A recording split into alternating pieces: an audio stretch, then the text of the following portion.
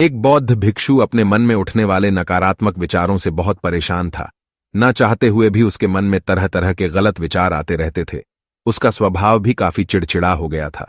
वह बात बात पर गुस्सा हो जाता, दूसरों के प्रति नफरत की भावना रखता, लोगों की बुराई करता था और अपने मन में तरह तरह की नकारात्मक कल्पना करता।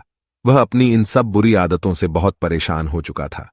उसने बहुत से तरीके आजमाए, बहुत प्रयास किया अपने अंदर के इन बुरे विचारों को खत्म करने के लिए, लेकिन कोई भी तरीका काम नहीं कर रहा था। एक दिन परेशान होकर उसने अपने गुरु के पास जाने का निर्णय किया। गुरु एक बहुत ही बुद्धिमान और आत्मज्ञानी व्यक्ति थे। भिक्षु ने गुरु से पूछा, गुरुदेव, मैं अपने मन से ही नकारात्मक विचारों को कैसे खत्म कर सकता हूं? गुरु ने उत्तर देते हुए कहा, नकारात्मक विचार बादलों की तरह होते हैं, जो कि साफ आसमान को धुंधला बना देते हैं। अगर तुम्हें साफ आसमान देखना है तो पहले इन बादलों को हटाना पड़ेगा। किसी प्रकार अगर तुम अपने दिमाग से नकारात्मक विचारों को खत्म करना चाहते हो तो सबसे पहले तुम्हें गलत विचारों के मूल कारणों को पहचाना और उन्हें नष्ट करना पड़ेगा। भिक्षु को यह बात समझ नहीं आई तो उसने गुरु से इसे थोड़ा विस्तार से समझाने का आग्रह किया। तब गुरु ने शिष्य को एक कहानी सुनानी शुरू कि एक बार एक व्यक्ति जंगल से गुजर रहा था। तभी उसे रास्ते पर एक सरप दिखाई पड़ा। सरप को देखते ही वह डर गया और वहां से भागने लगा। जैसे ही वह भागा उसका पैर एक पत्थर से टकरा गया और उसने खुद को बुरी तरह घायल कर लिया था। और पीछे मुड़कर देखा तो पाया कि वहां कोई सरप नहीं बल्कि एक लकड़ी थी जो कि रास्ते पर पड़ी हुई थी।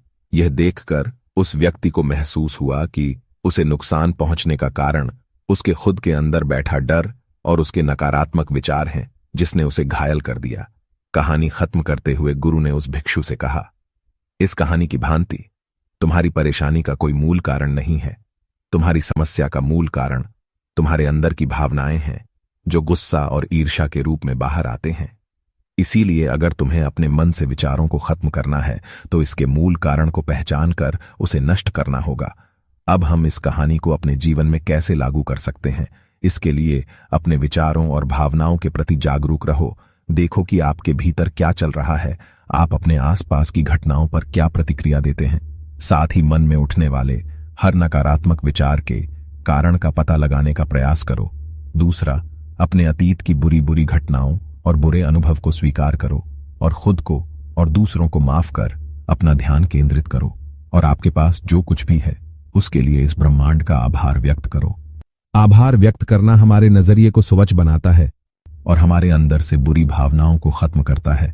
दयालु बनो, खुद के प्रति भी और दूसरों के प्रति भी, क्योंकि नकारात्मक विचार अंदर ही अंदर बुराई और तुलना करने से पैदा होते हैं।